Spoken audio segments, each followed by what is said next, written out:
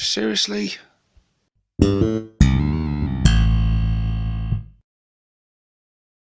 Here we go. Hey people, and welcome to yet another news video with myself, 6 Plus Stevo. Okay, so what have we got today? More updates and information regarding Beast Snagger rules. And it is in today's Warhammer 40k community article. The Orc Beast Snaggers are coming and they're ready to crump anything that stands in their way. But how will they crump it and why? Why? Do we need to ask why? Let's take a look at some characterful and brutally effective rules for the Beast Snaggers to find some answers. And there's all the stuff we're shortly going to be getting in that new army box. We hope. As diverse and volatile a group of orcs as ever there was, the Beast Snaggers are united by the universal abundance of scar tissue, bionic limbs, and a shared desire to fight things bigger than themselves. The Beast Snagger keyword not only gives these units a 6+ invuln save, but also +1 to hit rolls made against monsters and vehicles, which seems like a pretty good starting point. So this is stuff we already knew, but good stuff to be reminded of, because yeah, it's those are nice. Those are very, very nice abilities. While we're on the subject of keywords, this is where it gets really exciting, this article, for some of us anyway. So, choosing your clan, Snakebite culture, the old ways. So we're finally going to get to see what we can't even speak. We're finally going to get to see what one of the clan traits is, and probably what was the weakest clan trait in our old codex, current codex. Was the Snakebites, so really good to see what they're getting. So let's have a look. Each time an attack is made against a unit with this culture, unless that attack has a strength characteristic of 8 or more, an unmodified wound roll of 1 to 3 for that attack fails, irrespective of any abilities that the weapon or the model making the attack may have. Very, very, very nice. That's gonna upset a lot of players, I think. So yeah, you can only wound them on a 4. It doesn't matter what special abilities, special rules you have, the weapon or the model, doesn't matter. No. But it says here I can wound on a 2+. Not with these boys, you can't. 4+, please. Yeah, that's nice. That's very nice. And then strength 8 or more, so very few weapons are going to be able to hurt them on anything other than a 4+. Yeah, that's bloody lovely. That is very, very, very nice. I mean, they're already toughness 5 across the board, so I don't think many things are going to be wounding them on less than a 4+ anyway. But for like you know, strength 6, strength 7 weapons, and you know, like I said, special type of weapons that says always wounds on a 2+ regardless, and things like that. Yeah, it's going to help against stuff like that, so it makes them nice and tough. It's characterful, it's fluffy, and can be quite effective, I think. And then it goes on further. Each time a Squig model with this culture makes a melee attack, if that model's unit made a charge move or performed a heroic intervention this turn, add 1 to the attack's wound roll. Nice. So Squigs are wounded on a +1 if they charge or perform a heroic intervention. So goes a little way into, again, fluffy, that the Snakebites breed the toughest Squigs and the most aggressive Squigs. Very nice. That's cool. So we've got so Snakebites are tougher. They're going to be harder to wound, and their Squigs are going to pack more of a punch on the charge. Good. Good stuff. It's certainly better than what they had before, where they just had the ignores wound, wasn't it? Which was, don't get me wrong, it was nice, but it's something you could get from just having a pain boy anyway. Yeah, this is nice. This is very good.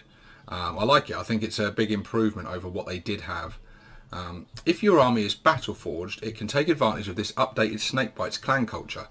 The old ways will dial that already hard as nails Beast Snagger survivability up to 11, while also lending further credibility to that most ancient orcish adage, Squigs is good for biting things. Though as we've already learned, Squigs can also do so much more. And then we've got something about good old Zodgrod Wortsnagga. What's he up to? Beast Snagger leadership may be a violent and transient experience for most, but Zodgrod Wortsnagga has stood the test of time. The legendary runt herd is more than just a force multiplier for his super runts, although he certainly is that too. Exiled from Orc society for being too nice to his Gretchen charges, there's a reason he eventually found a home with the Beast Snaggers. And it's showing his weapon, the Squig Stopper. At the start of the fight phase, you can select one enemy monster unit that is within 6 inch of this model and roll 1d6. On a 2+, that unit is not eligible to fight this phase until after all eligible units from your army have done so. We already knew this rule. This is something that they've already revealed to us before, that he was getting this rule where basically he could stop big nasty things from fighting until last. Which is it's a nice little ability, but we already knew it. That's old news. Bit rich coming from me lately, but oh well. It looks like runts aren't the only thing that Zodgrod herds. There's some serious stopping power, allowing a crucial chance for your Beast Snagger boys to chop up their quarry before they face any returning attacks. Speaking of the boys, Beast Snagger boys can run in units between 10 and 20 strong, which means they play a slightly more specialised role than ordinary boys. That pretty much confirms that boys can still be in mobs of up to 30, which is good news. These fighters may mob together in smaller numbers, but they make up for it in brute hitting power. An extra point of strength means their attacks, though fewer, are more able to break through the hides of anything they fight. What's more, their strength 6 thump guns are much more likely to put the hurt on any heavy infantry that might get between them and whatever it is they're trying to snag. And there's the glorious mini with the thump gun. I do love that. He's probably one of my favourite of the Beast Snagger boys because that just thump gun is so cool. A really nice weapon. Assault D3, strength 6, AP -1, D3 damage, 18-inch range, blast.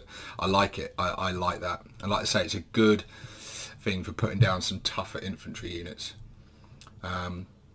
So it says they're going to get less attacks. Will that be because of the type of choppers they have, or what? Or is it talking about less attacks that because they're being a smaller squad? Is that what they're saying? So an extra point of strength means their attacks, though fewer, are more able to. I think, yeah, I may be reading too much into that because I was fairly certain they had the same amount of attacks, and I don't know, there's been so much news, it's hard to remember it all. To the Squigs.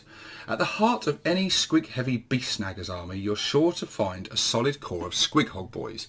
There are many good reasons to take them in your army, but before we examine the rules, let's appreciate how great they look charging into some Ultramarines. Certainly, and they do look great. I think this one here is my favourite, but yeah, I do like them. They're growing on me more and more. Tough, determined, and armed to the teeth, these living battering rams. Oh, I don't want to read it. Basically, here's the stats. So we've got the full data sheet for them, which gives us really good rules and showing everything about these. So they can be in squads of 3 to 6. So you can have quite a sizable squad of 6 of them, which is nice. Squighog Boy, movement 10, weapon skill 3+, ballistic skill 5+. This, I think we did already know. Strength 5, toughness 6, 3 wounds, 3 attacks, leadership 6, and a 4+ save. It does make no mention of like a knob or like a leader. So perhaps they don't. I don't know. There's not really anything to differentiate between these guys, is there? To put one above the other. So maybe they don't have a leader. So leadership's going to be a bit of a that looks like that's their sort of big weakness for this unit, is their leadership. Because they're in small squads, only leadership 6. When they take some licking, this is the point where you could start losing 3 wound models, which is never nice. So yeah, I think the leadership's going to be that's going to be the thing you have to watch. So I think they would probably operate better in squads of 3, but anyway, let's have a look at what their weapons are. So we've got the saddle git, which is the grot hanging on the back. and he's got a shooting profile and a melee profile. The shooting is range 8 inches, assault 1, strength 4, not bad for a grot weapon, with 1 damage. So fairly standard stuff. His melee weapon is strength 3 to match the grot, I guess. AP -1 with 1 damage. Each time the bearer fights, it makes 1 additional attack with this weapon. So yeah, so that's cool. So basically gets a bonus attack or 1 additional attack with this weapon. Yeah, but nice little cheeky little attack from a grot. A grot with a weapon of AP, nice. We've got a sticker, melee and shooting profile. That's the big spears they have in the explosive sort of tip spears. The shooting profile, range 12, assault 1, strength user, which is very interesting. Strength user for a shooting weapon, because it's like, you know, him throwing it, it makes sense. I just never seen that before, but it's very cool. AP -2 with a flat 2 damage. That's not too shabby. Each time an attack made with this weapon targets a unit within half range, that attack has a strength characteristic of +1. So yeah, very nice. So they're strength 5, so it'll be strength 6 within 6 inches. Cool. Very nice. And the melee portion of that is strength +1, so it'll be strength 6 -2, flat 2 damage. Pretty good. And the Squighogs themselves throw their weight into the attacks, so of course they do. They are strength 6, again, -1, so a little bit less, flat 2 damage. Each time the bearer fights, it makes 2 additional attacks with this weapon, and no more than 2 attacks can be made with this weapon. Okay, so yeah, that's cool. So you get the 3 attacks. So how does this work? You get the 3 attacks, and do you choose between the bits? Or obviously the Squighog jaws is to say you get 3 attacks plus 2 attacks from the Squighog jaws. Is the saddle get a +1 weapon? And is the saddle get like an option? Because we look on here, not all of them have saddle gets. Only I think 1 of them does. It's hard to tell. So maybe they're like an option that you can have on there. I don't know. But yeah, on the whole, they look good. They look like they hit reasonably hard. They've got a little bit of like short range shooting, which is quite nice. Bearing in mind that you've got that +1 to hit against vehicles and monsters. It's nice, and they got those 6+ invuln saves on top of all of this as well.